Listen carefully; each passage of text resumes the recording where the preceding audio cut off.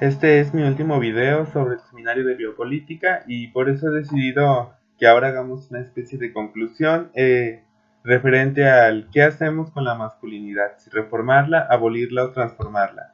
Y para esto pues recurriré al texto de Joaquín Aspiao Carballo, que justamente tiene este nombre, qué hacemos con la masculinidad, y que fue publicado en Picara Magazine y que en realidad tiene tiene estos tintes pequeños como entre texto periodístico y de divulgación sobre preguntas básicas de desde dónde se están haciendo estos planteamientos sobre la masculinidad, quién habla de eso, de qué sujeto se está hablando y qué especie de reformulación sería posible, ¿no? Y a partir de qué marcos se puede plantear esta reformulación.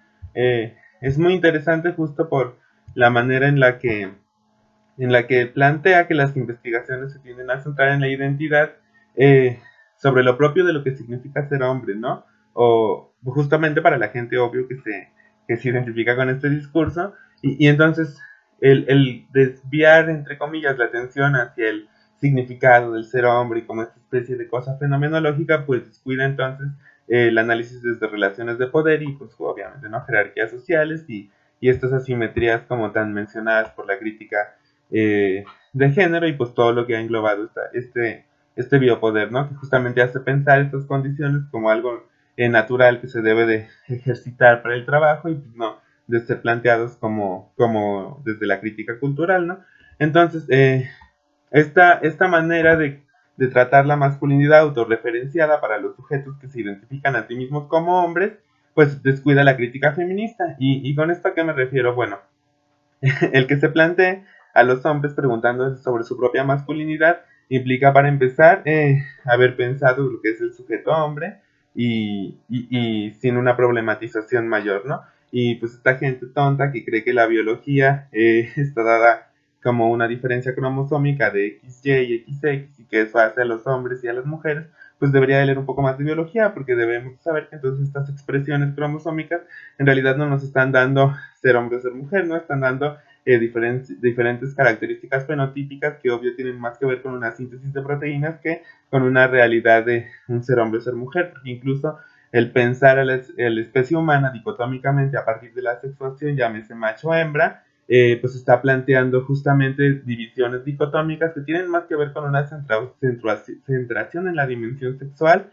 que con una realidad, ¿no? Porque sabemos que el ser hombre y ser mujer es una ficción, y para esto podemos recurrir entonces a la crítica feminista. ¿En qué sentido? Bueno, pues entonces si vamos a autorreferenciar la pregunta de la masculinidad a los hombres, todo va a terminar en un discurso de la experiencia que yo como lacaniano les diría, pues bueno, es muy imaginario pensar que lo que veo al espejo es un hombre o una mujer, eso va a ser una realidad, más bien habría que pensar cuál es la ficción política que se está jugando ahí, ¿no?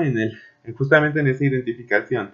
Y por otro lado, habría que pensar entonces de qué sujeto se está hablando, y para eso me parece justo retomar el feminismo, porque como sabemos los estudios de género fueron como este pequeño apéndice que luego se separó como esa hija rebelde que se va a estudiar su propia carrera y saca sus propios estudios, ¿no? Y salen los estudios de género diciendo, no, las feministas vienen con estos estudios de mujeres y de qué es el sujeto del feminismo y quién habla de los varones. Entonces justamente es volver a plantear la pregunta desde una dicotomía que me parece que vuelve a performar, ¿no? En vez de cambiar el modo en el que se hace la pregunta del sujeto del sujeto, ¿no? Y pensando, porque el feminismo sí se ha preguntado qué es el sujeto del feminismo, pensando justamente que no existe la mujer como esta figura ideal. Entonces, ¿qué pasa si se plantea que entonces en los sujetos hombres o los varones o como llámese como se le quiera a ciertos grupos, que cierta manera de nombrarlos pues va a generar que la gente entienda de ciertas formas, ¿no? Como estos vicios del lenguaje, ¿no? Si digo hombre, parece que hablo de hombres en universal. Entonces, se plantea este sujeto, pero ¿qué pasa entonces al construir el sujeto masculino? Bueno, hay pocas preguntas que se lo están cuestionando desde ahí, y la necesidad de pensar que los estudios de la masculinidad vienen de los estudios de género y son una manera de entender la construcción cultural sobre la diferenciación sexual que viene entonces marcándonos como en pautas subjetivas, que ya sabemos que tiene que ver, si hacemos un análisis tal vez más desde estructuras del pensamiento, con el tabú del incesto y con otros tipos de relaciones de las estructuras de parentesco y de orden del trabajo, ¿no? Porque algo que es muy importante no descuidar justamente es quién hace los trabajos, ¿no? Que se consideran femeninos o masculinos, porque eso tiene mucho que ver con el performance y la performatividad del ser hombre o del ser mujer, y justamente con los aspectos que se van a ejercitar, ¿no? O sea, no es lo mismo ejercitar la motricidad fina que la motricidad gruesa, y una persona que es un poco lista al menos, pues bueno, vas a ver que esto tiene que ver como un ejercicio del ser hombre y el ser mujer, y no de una cuestión biológica, ¿no? Porque incluso habría que pensar entonces qué pasa, por ejemplo, con todos los sujetos que van a romper este paradigma, que va a ser una especie de sentido común, que sabemos que de común no tiene nada, tiene más cosas a veces de comunitario y de cultural, ¿no? Los que van a hacer que haya una especie de, pues bueno, de disonancia cognitiva, se le llama psicológicamente, pero pues van a romper este marco, ¿no? Que es lo que vienen a plantear lo queer. O sea, ¿qué pasa, por ejemplo, cuando se empieza a hablar de las trans? Entonces ya no es que la categoría hombre o mujer vaya a ser precisamente, precisamente tomada como el reconocimiento cultural lo espera, ¿no? O sea, más bien están siendo reestructuradas y reelaboradas, y las personas se tienen que enfrentar justamente con esa disonancia de que alguien puede entonces transicionar de un género a otro, y bueno, esto genera como ciertos choques, igual por ejemplo que encontrarse, y esto es muy interesante, como con hombres afeminados, porque entonces ahí está este entendimiento, ¿no? Esta lectura cultural que dice, este sujeto por sus características fisiológicas es un hombre, pero actúa afeminado. Entonces hay esta ruptura un poco queer, un poco, yo lo diría en América Latina, pues un poco marica. Bueno, hay diferentes maneras de nombrarlo. O incluso la cultura gay, que aunque sea un poco más, se haya traído a colación y se haya vuelto tan pop desde el consumismo, pues bueno, también nos va a estar dando como puntos en los que se rompe. Digo, también existe por el lado de los sujetos mujeres, o que sean reconocidos así, que creo que es problemático que también como investigadores de ciencias sociales, investigadoras, pues sigamos repitiendo performativamente, como ahí tengo mis sujetos de estudio y tantos sujetos son hombres y tantas mujeres, y parece que esta variante me va a decir más si la corro con otras variantes, ¿no? Eso si quieren hacer estudios muy relacionales y creen en las variantes y esta metodología, ¿no? Y la gente que no lee nada de biología, pero que cree que biológicamente se puede justificar una diferencia dicotómica a partir del sexo en la especie humana, pues bueno, va a repetir esta sarta de tonterías que van a decir de diferencias, y tal vez se lo atribuyan a lo cromosómico, a lo hormonal, etcétera, pero en realidad es un conjunto de cosas que se juegan, porque inclusive en lo hormonal médicamente nosotros podríamos encontrar diferentes,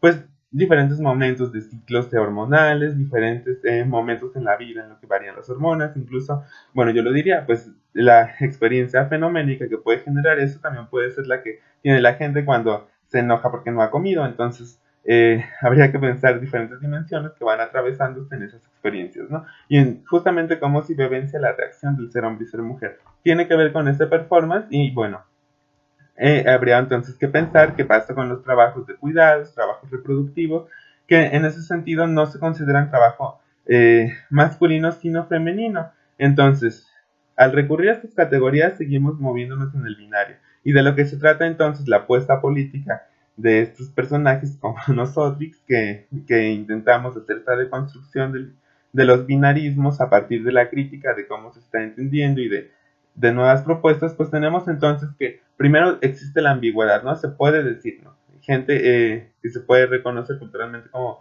hombres que pueden ser afeminados, o mujeres que pueden ser masculinas, ya saben, tenemos la figura de la trailera, etcétera, y entonces al moverse en esto puede empezar a desestructurar el binario, pero hay otras maneras de nombrarlo. O sea, yo les voy a poner un ejemplo. La tesis que estoy haciendo de los sujetos varones, y me gusta usar varones y no hombres, porque me parece que también puede tener otros alcances, el dejar de performar el sujeto hombre, que aparte necesitaría ser primero pensado, ¿no? ¿Quién está construyéndolo? Solo porque la masculinidad es cierto hegemónica en nuestra cultura.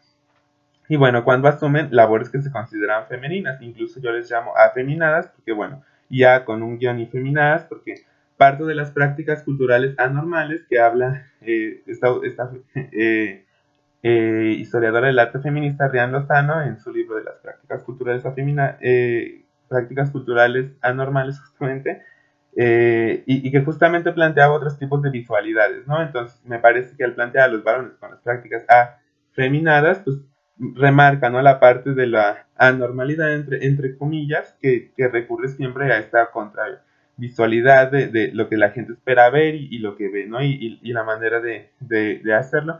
Ella da ciertos ejemplos en piezas de arte, pero a mí me parece que se puede reconocer, por ejemplo, cuando sujetos que son reconocidos culturalmente como varones, independientemente de que ellos se definan a sí mismos como hombres o como quimeras o como locas o como trans, sí va a haber un estigma sobre el que va a haber una mirada, ¿no? De cómo debieran ser y de cómo el parámetro desde los cuales la cultura los va a juzgar. Entonces, si se habla entonces de cómo ellos pueden asumir trabajos que se consideran femeninos, entonces entrar en el parámetro, entre comillas, de lo anormal, nos va a permitir traer miradas, ¿no? Pues más, yo le llamaría muy latino otra vez, muy maricas hacia estos estudios, pero pueden ser justamente las miradas de la metodología queer, en el sentido de hacer esa deconstrucción y pensar desde los sujetos, ¿no? Y me parece que ahí sí puede haber ese alcance, que es el alcance que espera, por ejemplo, el artivismo, y que a partir de la academia lo podemos hacer, ¿no? Incluso a partir de los escritos, planteando quiénes son sujetos de eso y dejando de pensar a los sujetos solamente desde las categorías ficcionales que nos da nuestra cultura.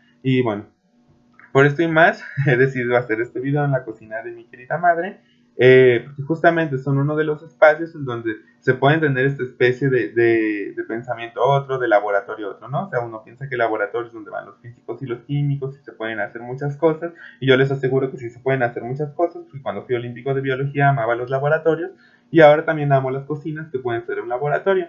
Yo también les invito a tengo un texto sobre la filosofía de cocina, y justamente Sor Juana misma lo dice, ¿no? Burlándose un poco en la carta Sor Filotea, ¿qué más van a poder saber las mujeres si no es filosofía de cocina? Pues bueno, yo les aseguro que en la cocina uno puede aprender física, puede aprender química, puede aprender a hacer experimentación, entonces justamente es pensar en dónde se está moviendo el saber, porque entonces hay una razón que justamente, ¿no? Se da como toda esta especulación de qué es lo racional y etcétera, y pues nos vamos a dar cuenta que a lo largo de la historia han sido hombres quienes han planteado qué es esto, ¿no? Eso, ya sabemos, ¿no? Este cliché de los hombres blancos, europeos y norteamericanos, y bueno, ¿no? Los que hayan podido ajustarse al modelo de lo europeo y lo norteamericano, que estén en universidades o en centros hegemónicos de producción de saber, pues van a decir más o menos o van a dar pie a qué debates se van a estar retomando. Pero entonces, pareciera que se intenta hacer una reivindicación de cómo vivir una masculinidad, pero pues justamente, ¿no? Esto tiene que ver con los sujetos que son diagnosticados como hombres al nacer y que ya sabemos que esto involucra detrás pues el pacto de la heterosexualidad cultural, que tiene mucho que ver con las condiciones modernas bueno, que se busca de la familia burguesa a partir del capitalismo, ¿no? Se intenta homogeneizar a partir de los sujetos del neoliberalismo, que también somos, ya dependiendo de cuánto consumo tengamos o cuánto podamos tener actividades otras, pues veremos qué tanto somos sujetos de esos discursos. Pero en realidad estamos más cerca de ellos de lo que pensamos. Entonces, ¿qué pasa? Hay gente que queda afuera, ya lo sabemos, y bueno, pareciera entonces que justamente es donde habría que pensar que dónde se están moviendo ciertos privilegios o no, porque si ya sabemos que hay esta razón que tiene que ver con la masculinidad, ¿qué pasa con esta otra edad? Y no necesariamente en el sentido de Simone de Beauvoir, que yo la quiero y la respeto, pero bueno, no se trata de hacer una filosofía existencialista sobre eso, sino de hacer un cambio, ¿no? Ella creo que lo puede vislumbrar muy bien, no me parece que hay otras teóricas más contemporáneas que pueden hablar justamente de cómo justamente el cuerpo se vuelve esta tecnología del género y que es necesario ser deconstruido. Entonces, para eso me parece bueno jugar con el binario, porque bueno, también no podemos llegar con la señora de la panadería, el panadero, no sé, la señora de la tortilla, del pollo, el señor que barre, nuestros propios vecinos, a veces nuestra propia familia con su ideología, pues no es tan fácil llegar y decirles otras categorías o tan fácilmente hablar, por ejemplo, del travestismo, que sería muy bueno hablarlo al menos lingüísticamente, y bueno, poder confrontarlos entonces con estas condiciones otras que sí existen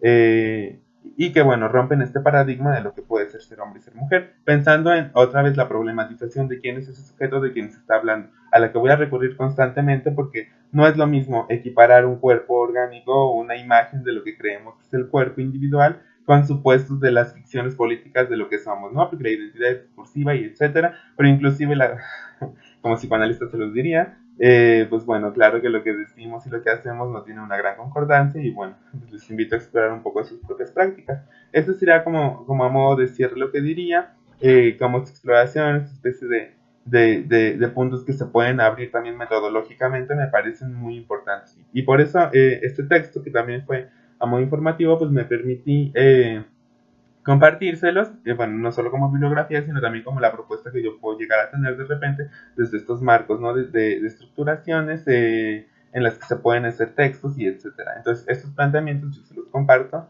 y pues bueno, si llegaran a tener alguna duda, con gusto podemos hablarlo. Esto no se acaba, esto apenas está empezando, pero pues en este momento se les da, o más bien yo les doy este cierre sobre entonces hacer esta reformulación y sobre todo cierro con esto porque, bueno, yo soy una persona que voy con las calles y justamente la mirada de la gente me atribuye la hombría y la masculinidad. Entonces, justamente romper este esquema y hacer esta disonancia cognitiva entra en este juego de lo que se está planteando en estos textos, ¿no? Y que me parece que es más abarcativo y que quedó más claro con cómo los cuerpos son moldeados para el trabajo y para ciertas cosas. Y bueno, el género aquí entonces aparece y vemos que está más metido en nosotros que cualquier otra cosa, ¿no? Como que un pene, que la comida que nos metemos, etcétera, ¿no? Y tanto como justamente en esta estructuración simbólica.